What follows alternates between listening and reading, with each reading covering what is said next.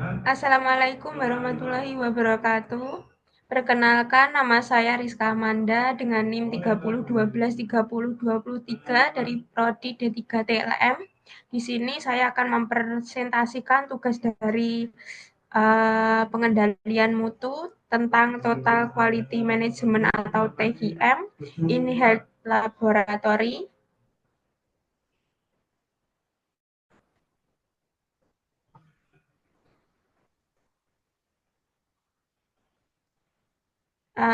Pertama, dimulai dari pendahuluan.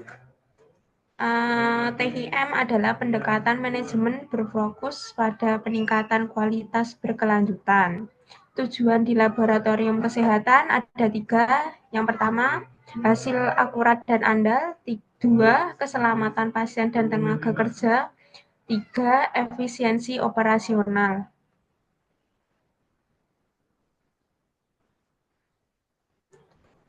Konsep 5 I dalam TQM.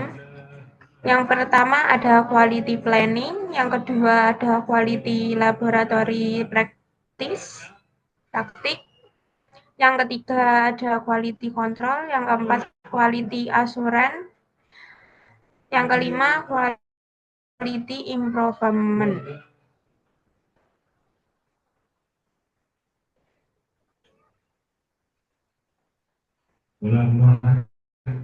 Yang pertama ada quality planning. Di quality planning ada 3. Yang pertama identifikasi kebutuhan pasien dan dokter. Contoh seperti laboratorium harus memahami kebutuhan klinis pasien dan informasi yang dibutuhkan dokter untuk diagnosis atau terapi. Yang kedua, pilih metode dan teknologi pemeriksaan. Metode uji dipilih berdasarkan standar ilmiah, validasi, serta relevansi klinis dan memastikan metode yang dipilih akurat, sensitif, dan spesifik sesuai kebutuhan medis. Yang ketiga ada pelatihan SDM laboratorium. SDM dilatih agar memahami SOP, cara penggunaan instrumen, serta menjaga keselamatan kerja. Dan pelatihan juga memastikan hasil pemeriksaan konsisten, akurat, dan sesuai standar mutu. Jadi, quality planning adalah langkah awal TIM yang menyiapkan peta jalan agar semua proses di laboratorium berjalan sesuai kebutuhan, standar, dan kompetensi.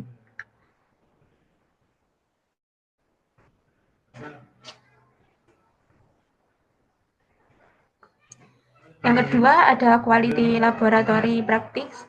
Yang pertama ada good laboratory practice atau GLP, prinsip dasar operasional laboratorium yang mencakup kebersihan, keselamatan kerja, penggunaan alat sesuai prosedur, serta pemeliharaan lingkungan kerja. Yang kedua ada pemakaian APD, penggunaan sarung seperti contohnya penggunaan sarung tangan, jas laboratorium, masker, kacamata pelindung sesuai risiko pekerjaan.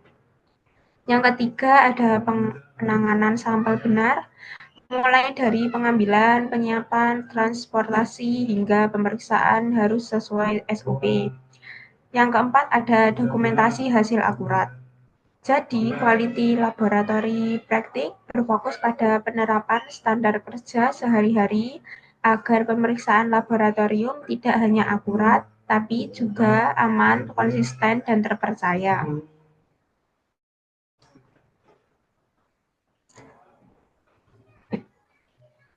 Yang ketiga ada quality control.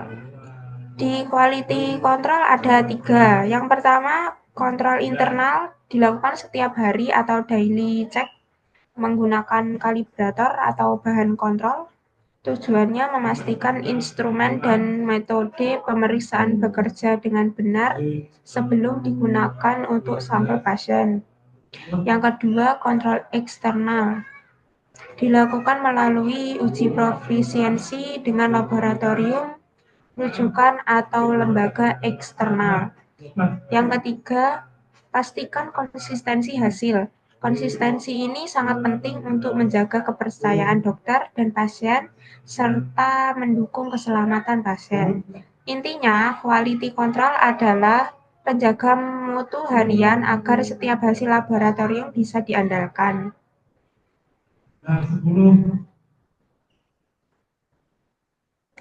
Yang keempat ada quality assurance.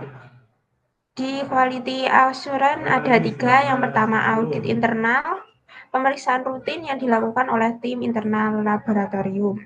Yang kedua, evaluasi kinerja, mengukur performa tenaga laboratorium, peralatan, dan serta sistem kerja. Yang ketiga, ada kepatuhan standar ISO atau CLSI, kepatuhan memastikan laboratorium diakui secara internasional dan hasilnya terpercaya. Jadi, quality assurance adalah sistem menyeluruh untuk menjamin mutu, bukan hanya pemeriksaan harian, tapi juga kepatuhan standar, evaluasi, dan perbaikan berkelanjutan.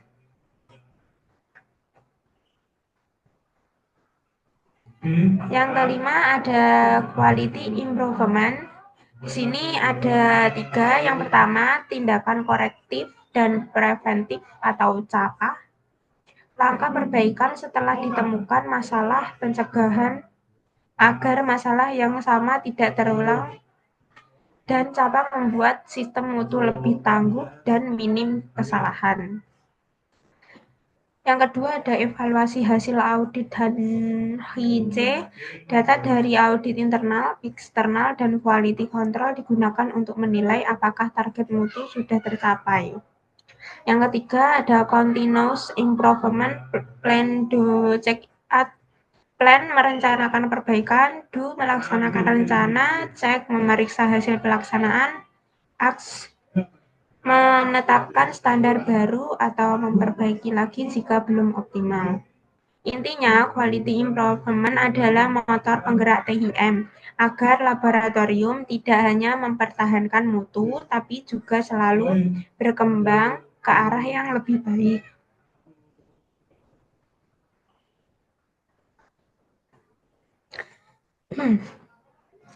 Kesimpulan dari TIM tadi, yaitu TIM integrasi semua aspek mutu di laboratorium, 5 AKI sebagai kerangka kerja terintegrasi, tujuan utamanya hasil akurat, tepat waktu, dan terpercaya.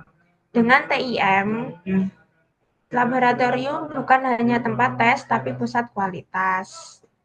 Sekian dari presentasi saya hari ini. Jika ada kurang lebihnya, mohon maaf. Sekian, terima kasih. Wassalamualaikum warahmatullahi wabarakatuh.